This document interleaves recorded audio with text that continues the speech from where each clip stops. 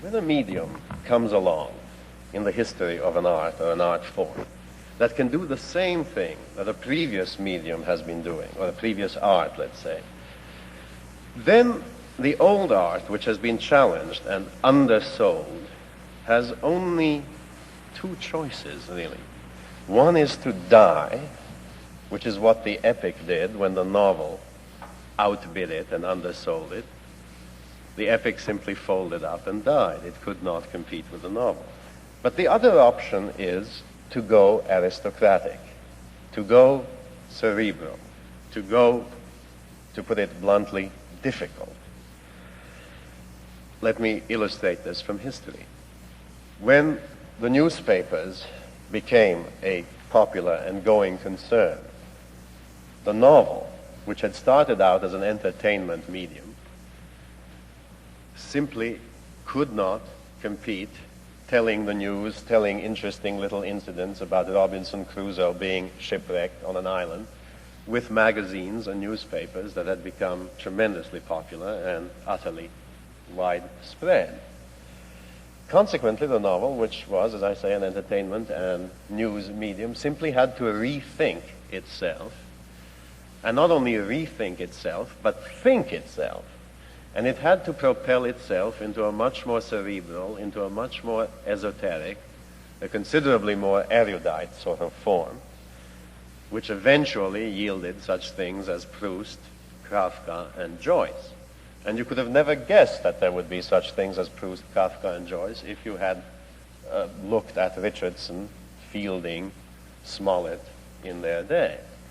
Nevertheless, that is what happened. Or consider what happened to painting when photography was invented. And when photography was not only invented, but prospered and flourished and acquired new techniques and was able to do new and difficult and tricky things, painting simply had to reconsider itself and become, again, something more cerebral, more difficult, more abstruse, if you will, and, in short, more aristocratic. But this is precisely the thing, as we shall see, that Broadway and the theater in general is very loath to do for various reasons, which we will come to in a moment. But the other problem with this competition from TV and film is this.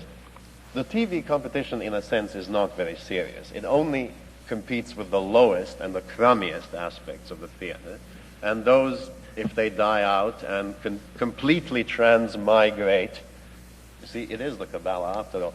If they completely transmigrate to television, we won't mind at all. But the competition from film is more serious, because film is good. In many ways, it is better than theater. Perhaps reasons for that will emerge in our next talk. And it's cheaper, it's more available. You know these things yourself. And the problem is not only, as it used to be, that film would sort of draw away an audience from the theater, that film would bring people into the movie houses and that the playhouses would be empty. The problem now is that film has become a two-pincered attack on the theater. It not only draws away their audiences, which the theater could survive by picking a more aristocratic audience, by picking more intellectual audiences, by appealing to something more specialized. But the problem is that film is drawing away the talents, the creative talents, the writers, the actors, the directors, the technicians, and that is really striking at the root of the theater. So this is a two-pronged attack now, which the theater has great, great difficulty surviving. Of course, there is something else too. Film has become simply more prestigious than the theater. These things, prestige, like the stock market, changes very quickly. And the moment that it is possible to make films inexpensively, the moment that kiddies no longer have to play at theater at home by pushing the furniture aside and sort of making a little stage of part of the room and putting on plays, now they can very inexpensively get themselves an 8mm film camera, and start shooting their own films. Of course, the poor darlings find out later that things aren't as simple, but by that time it's too late. Their whole emotional interest, and intellectual such as it is, interest has been geared toward film, and the theater loses out. But there are far more basic and far more frightening problems that beset the theater. This terrible feeling of death and decay that you get walking around the 40s on the West Side. I'm thinking of two lines from Eliot's Wasteland, which can serve as an epigraph to this talk. I think we are in Rat's Alley, where the dead men lost their bones. If you just change one word, I think we are in Schubert Alley. The motto applies perfectly. Well, what has happened? For one thing, a very important stage personage has died, to wit, God. Now, God was very important to the theater, and I have no brief for God or against God for the purposes of this talk. But I do think he was a great asset to the theater. That is to say, he was a focal point. He was a unifying device. He gave people a margin, a frame of reference, a common frame of reference. A Catholic playwright writing in a Catholic world, let's say, think of someone like Calderon or Lope de Vega. I mean, these were people who had a built-in audience in their own country and in other countries because they had a built-in topic. God and man, man's relationship to God, God's relationship to man. This was a tremendous, overwhelming, overarching subject which really held the theater and audiences together. So that the religion, which was a kind of lingua franca of those bygone days, could be, in a sense, the language of much theater, whether directly or indirectly. And, of course, this common language became the shared theatrical experience. But more importantly, perhaps, for the later period of the theater, let's say the last couple of centuries, God became an authority figure to rebel against. And in rebelling against God, the playwright defined himself, if this can easily be translated into Freudian terms, if you wish, but be that as it may, it is this rebellion against God which gave playwrights like Ibsen, for example, like Strindberg, like a lot of others one could name, a tremendous originality, a newness, a vitality, an importance, which again was international and knew no boundaries. And take away God in both these manifestations, and you've got a considerably diminished and impoverished theater. But now comes another death, and on this death I do take a stand, because here I feel the demise of this thing, this principle, very strongly. And that is the death of the Word. The Word is simply, as far as I can tell, dying out of the world. And this is happening in many and complex ways along many and far-flung fronts. But it is happening at an alarming rate. It is, first of all, a question of the exhaustion of the Word. That is to say that so much has been done with words since writing or playwriting began. So many brilliant and unbrilliant combinations of words have flooded us from the stage and elsewhere, that it is becoming progressively harder and harder to make, let us say, certain types of situations that are very vital ring true and different and original and therefore individual and therefore universal. For example, how many times have you winced in the last 10 or 12 years when a husband and a wife have discussed on the stage what has gone wrong with their sexual relations? This appears repeatedly in the theater, and very often through no fault of the playwright, it becomes almost impossible to say this in new ways. And there are many, many other important topics that seem to be suffering from some kind of final exertion, from some kind of deathly tiredness. But that is only the legitimate way in which, by the way, the analogy to music is obvious. I mean, the combinations of notes have been so very much used up, that music is forced into all kinds of non-musical areas, into silences, into noises, into electronics of all kinds. And now just think of the problem of the musical theater, which faces both these shortages, which is confronted with both these narrowing areas of expression. But also the word has been illegitimately murdered and butchered right and left. First of all, by advertising in its various forms, by publicity in its many and hideous manifestations, but also by politics, also by well, I can't even begin to count the ways. I'll let Elizabeth Barrett Browning and you count them for me. But in all these ways, the word is beleaguered, and now add to this an even more frightening assault on it. This is a real rape, and it is what rock and roll and the rock and roll culture have done to the word. They've done something truly sinister in that the word has become not a text for this music, but a pretext for it. And it is a very feeble pretext in that the most asinine and imbecile words are now used as a prop to lean this heavy, thick, loud, raucous, noisy, amorphous, so-called music upon. And under this tremendous weight bearing down on the word, both in terms of sheer decibels and what it does to the ear, and in terms of stupidity and vulgarity and what it does to the mind. And when you consider that people like editors of the Partisan Review, write and chairmen of the Rutgers English department, write articles about the Beatles' poetry being up to the very greatest lyrics written in the English language, when you get all this awful sort of academic weakness and kowtowing that goes on along political, educational, intellectual, and this whole youth loving up and minority loving up process, put them all together, and the word is losing in every form and on every front.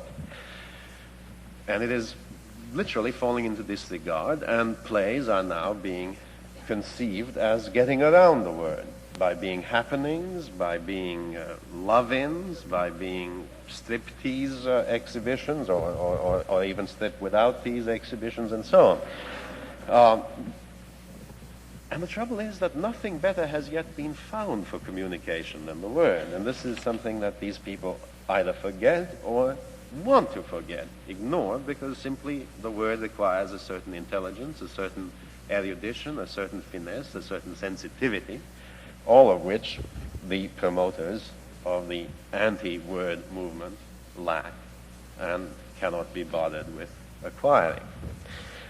Now, another problem besetting the theater, alas, and you see, I'm dealing here with very large issues, and obviously some of them are applicable to other periods and other places as well as this present crisis, but nevertheless they all contribute, and what we have is a coming to a head of these various pressures. Well, another problem is, ladies and gentlemen, the problem of democracy. The fact that we live in a very true democracy, or at least relatively true democracy as democracies go, and that the truer our democracy is, the more hostile it is to the arts, really, despite what the foundations and others tell you. The problem is that in a democracy where everybody's right is taken to be as equal with everybody else's, and politically this is certainly so and ought to be so, and it is admirable that it is so, it is only natural for people to assume that the same thing applies in everything else. Now, in the sciences, they know better. They know themselves that they can't tell atomic physicists what to do. But in the arts, which are presumed to be the common domain, everybody's opinion about music, film, art, theater is as good as everybody else's, and everybody should be heard equally loudly. There, this whole problem of self-expression becomes an absolute undermining and destroying of the possibility of high art. Because it is everybody's right to express himself, and out of this idiot self-expression, you get the director setting himself up above the playwright, the actor setting himself up above the director and the playwright, and worst of all, the audience setting itself up above everybody else, and the result is chaos. All in the name of self-expression, all in the name of participating in the artistic process, because it must be for everyone and therefore of everyone and therefore by everyone. But art, unfortunately, does not work by these democratic principles and schemas. Now, the other problem with democracy is, aside from the self-expression problem, is the problem of an art for everyone. Because, of course, in a democratic society, the amenities ought to be available to all. And if everybody can have equal rights to the city parks or the country's highways, then obviously everyone should have equal rights to the theater. But that, unfortunately, presupposes that everybody be intellectually, artistically, sensitively equal to everyone else. And that simply is not the case, will not be the case, and biologically, as far as we know today, cannot be the case. And even if science devises a, let's say, physiologically more perfect human being, I doubt that an artistically more receptive human being can ever be devised by test tubes. And therefore, you have the problem of art as an aristocratic concept, the most difficult, the most profound, the most private, and therefore more truthful, and therefore more universal utterances, not in a sense really being universal. They're universal in the sense of time and the ages, but that's a kind of perpendicular universality. They do not have a horizontal universality, so that the public, which demands to cast its vote about what theater shall be and what theater shall not be, is really undermining and corroding the possibility of a truly artistic and valid theater. Now, other problems. The problem of time and history, and the two gaps which time and history have created. One is the generation gap, which we all know about.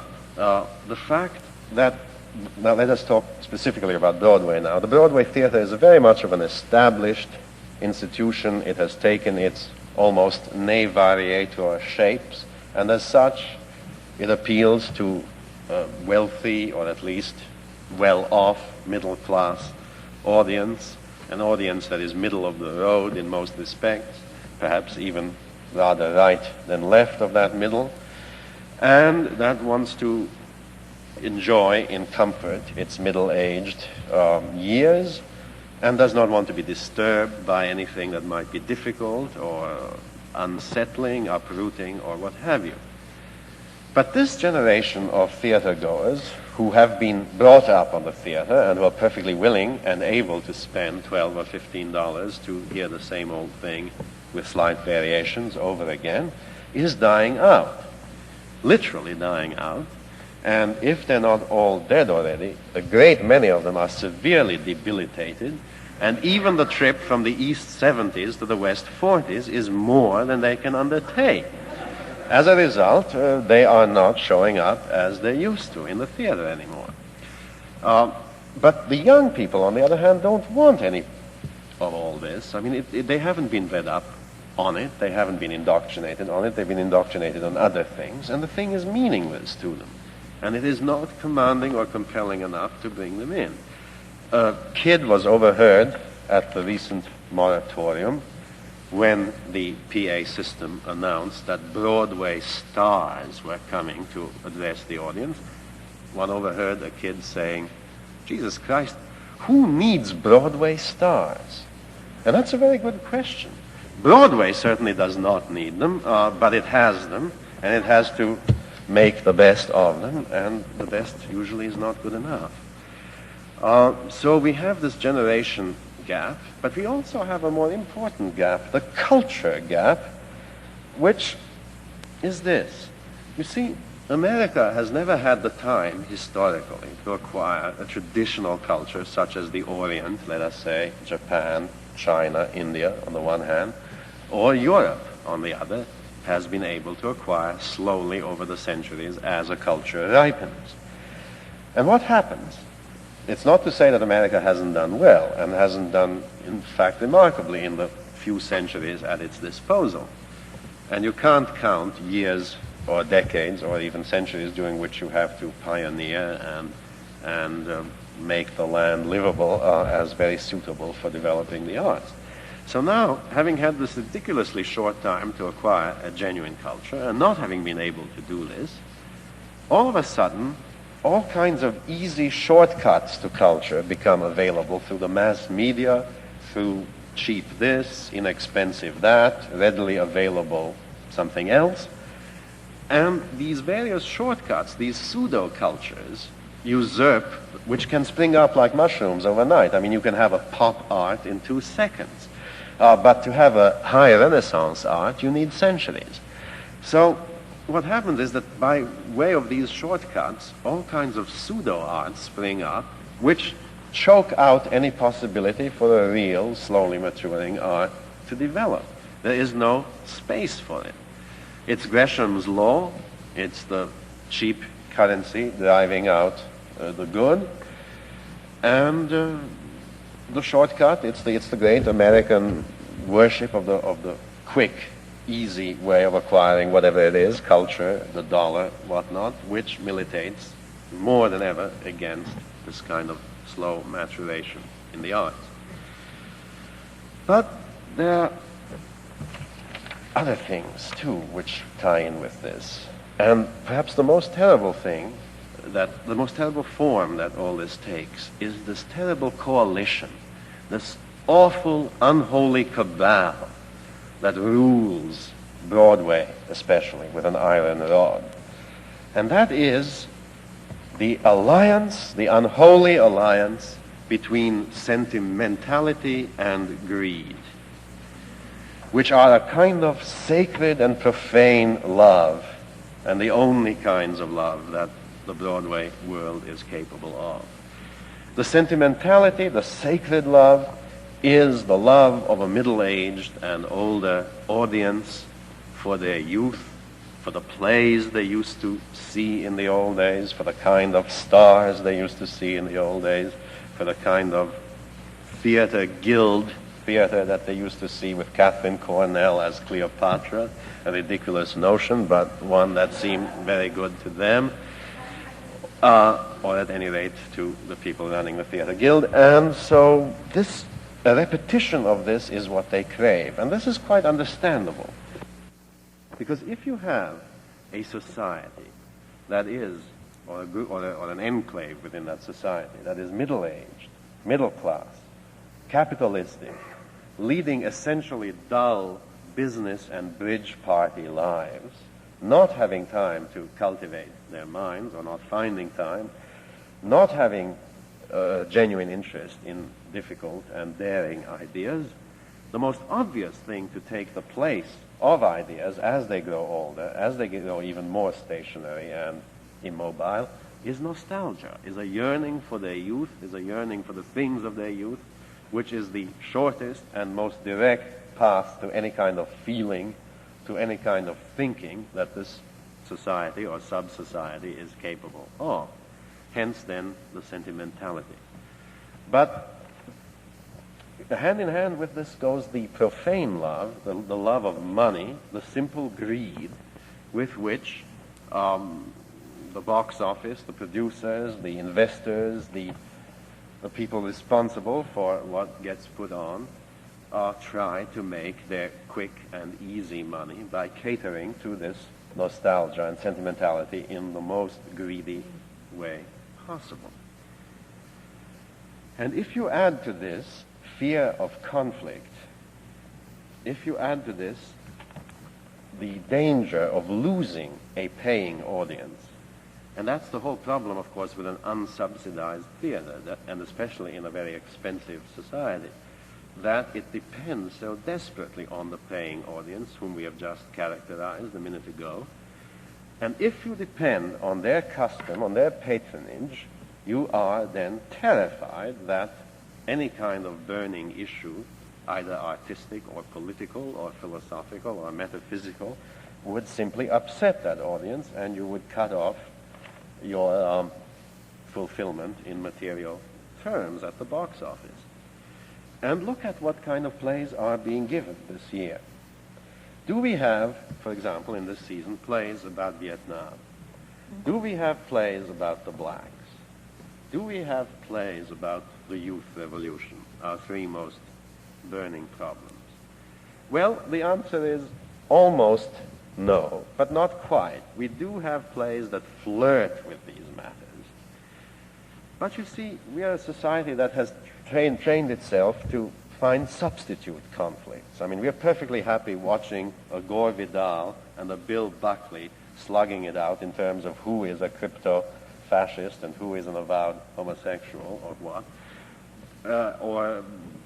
Or we're even happier if a kind of sublime bitchiness enters into this. For example, if we can watch a whole series of Tonight shows on which on one of them Capote attacks Suzanne, and on the other one Suzanne attacks Capote, and so on ad infinitum. That is our conflict. That's the conflict that we enjoy watching.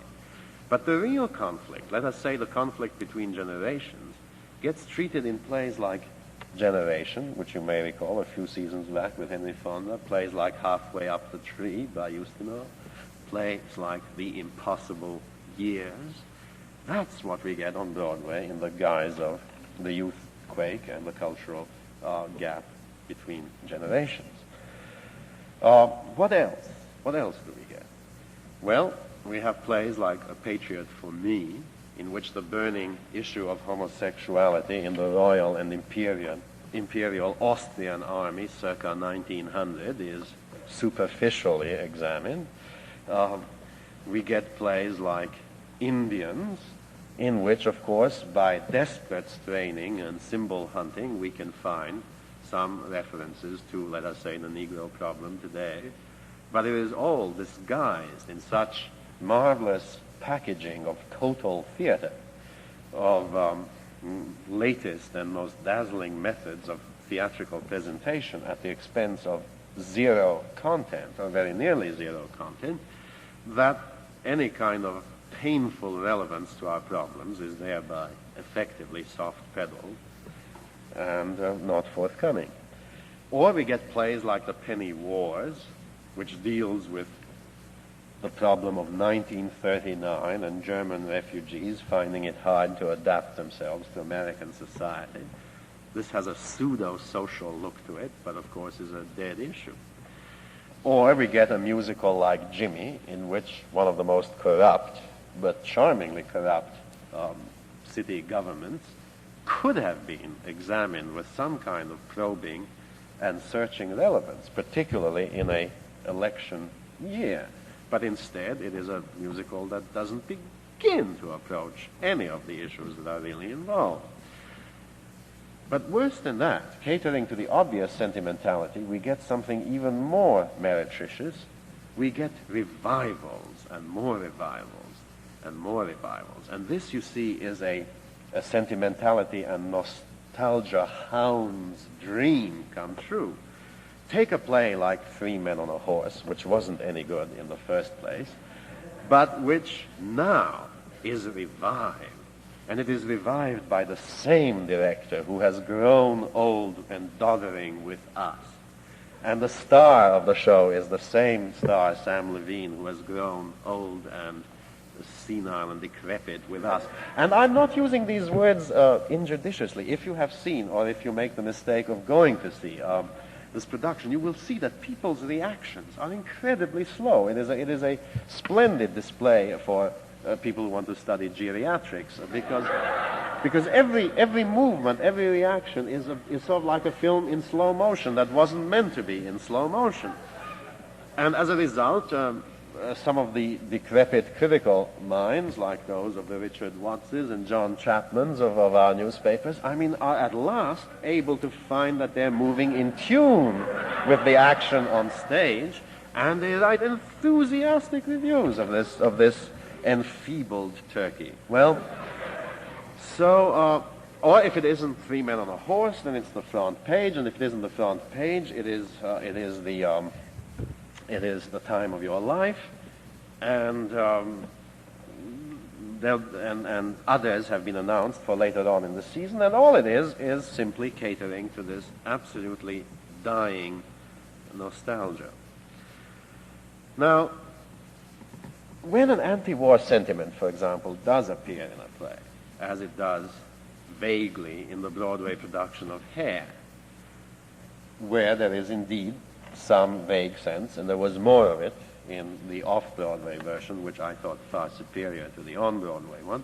Nevertheless, when a genuine anti-Vietnam sentiment, and I don't care, it could even be a pro-Vietnam sentiment if it just came to grips with the issue, does make itself felt, how is this presented on the stage? It is, again, hidden behind all kinds of other things. Nudity, hippies, rock music, and so on, so that 90% of the audience are able to see a show like Hair and not for a minute come to grips with the question of draft, war, and death.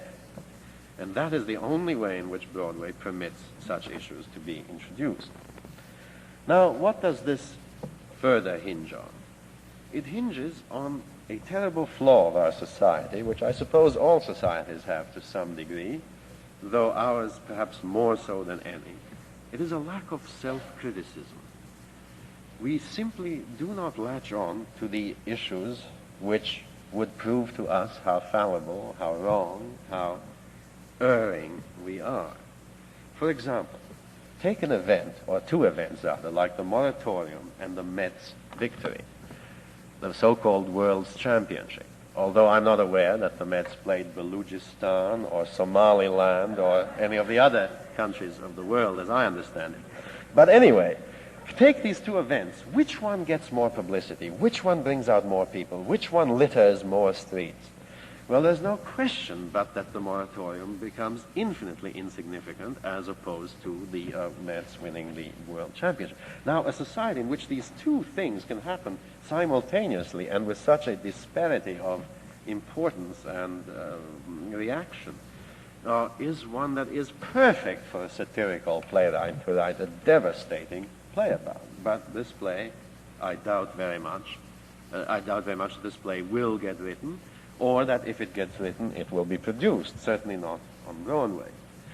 Take a man like Arthur Miller, who in some minds is the doyen playwright of the Broadway establishment, and, hélas, he probably is.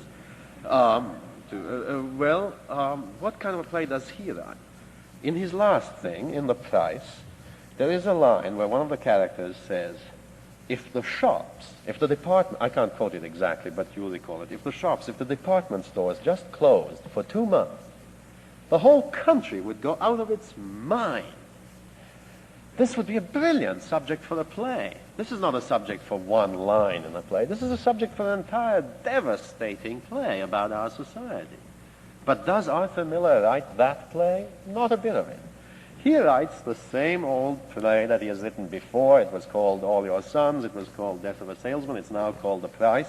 And it's about the same tired things and not about what he really should be writing about. Again, because it would be too painful, it would be too upsetting, it would be too disturbing. It's much safer to go over one's family unpleasantnesses and things of that sort. Take two of the most obvious topics for plays today, and I'm not proposing to take up your time or even mine with throwing out topics. I'm not trying to breed a generation of playwrights right out of this audience, though if any should come forth, I'll be grateful. However, I do want to say that take a topic like the artist's exploitation by the media, how the media and the media culture ruin the artist by not opposing him, but promoting, absorbing, and vulgarizing. Or the related topic of how absolute fakes in all the arts around us today are rising and coming to tremendous positions of success, importance, and power internationally as well as nationally. And how, again, the media collaborate, and how a crazed society, which has lost its sense of values, helps these non-entities to positions of eminence. These would be superb topics for the playwright, but these plays, alas, are not forthcoming. What is my final point, then, about the sad state of our theater. Well, if all these things you see are wrong, then salvation should come from somewhere, and one of the fairly obvious places it could come from would be criticism. But this is where the failure of our dramatic criticism, and I might add of our criticism in all the arts, comes in. This is not to say that criticism was ever, at least in the popular magazines and the popular journals and certainly in the newspapers, there was ever on a very high level. It has been higher than today, and it has been lower than today, but it's never been very high.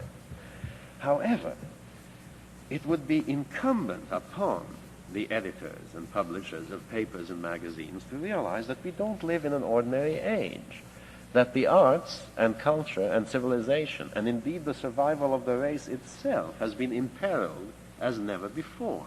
And I'm not trying to be alarmist here. I'm not going to mention certain bombs that have an A or an H or other initials in front of them, but I will mention the fact that we are choking in our own excess of pseudo-intellect and pseudo-art and pseudo-politics and other forms of usurpation of the human mind and soul and heart, and that in this enormous mass assault on our sensibilities, the need for serious criticism is far more tragic and pressing than it ever has been.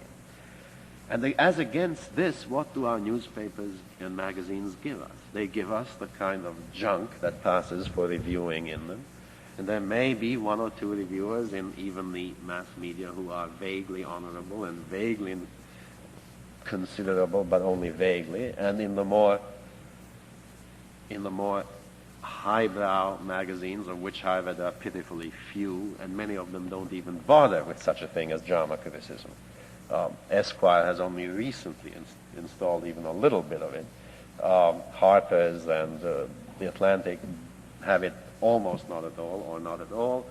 And I'm not saying that these would be our saviors, but I'm just giving you sort of a quick look at the situation, that the places where serious criticism could exist either don't have it literally, or have it on such a low level, on such a self-indulgent, on such a purely journalistic, now using the word in its lowest and worst significance, level, that it is not helping the theater, it is not giving any direction to the theater, it is not even clearing the tremendous amount of rubbish off the stage that should be cleared off. And now I want to just add very briefly, and perhaps unfairly, two enormously big issues. The reason I am shortchanging these issues is that they are so big that they, in a sense, defy the small format of a brief lecture, which has to deal with other things too, and would really be the subject of a whole new enterprise. But let me throw them out anyway. And this is the notion that the theater, and now I'm not speaking about Broadway, can be saved by two things, myth and ritual. And I submit that the survival of myth in today's society may be the only myth that we have left. And that the fact that myth in the arts or myth in the theater can be the subject of a great regeneration and, to use Coleridge's phrase, reviviscence, is, I think, the only and most terrible myth that we are saddled with. Why? Because, very briefly, and on this subject Elizabeth Hardwick has written, I think, with great judiciousness in the recent New York Review of Books, although she doesn't even begin to scratch the surface, but at least she does what she does do. And that is that myth simply is not possible in a society such as ours. Myth requires a tribal society. It requires a unified, primitive, non-print, non-easy communications, not easy, cheap self-expression kind of society, but a society in which science and other things are still at a very rudimentary stage, so that the word of a poet, the word of a folk imagination can spread slowly but surely from tribe to tribe and provide answers to burning questions. But the moment that there are so many questions that we don't even know which ones burn anymore, and that these questions are being answered in every newspaper, magazine, radio program, television program, in every lecture, including Alas Mine, the result is that myth, that great, slow-moving, enormous beast that has to be born simultaneously in many parts of the world and whose parts have then must come together into one great, pulsating, throbbing, mysterious, and above all, mystagogic existence. This thing is no longer possible in our kind of society, and you simply cannot forge a little myth. Edward Albee cannot sit down and say, I am now going to create the myth of Tiny Alice. And this will be the mythic theater. And the living theater cannot say, we're going to sit down here and create, or stand up, or jump up and create the myth of Frankenstein. It simply isn't done that way and cannot be.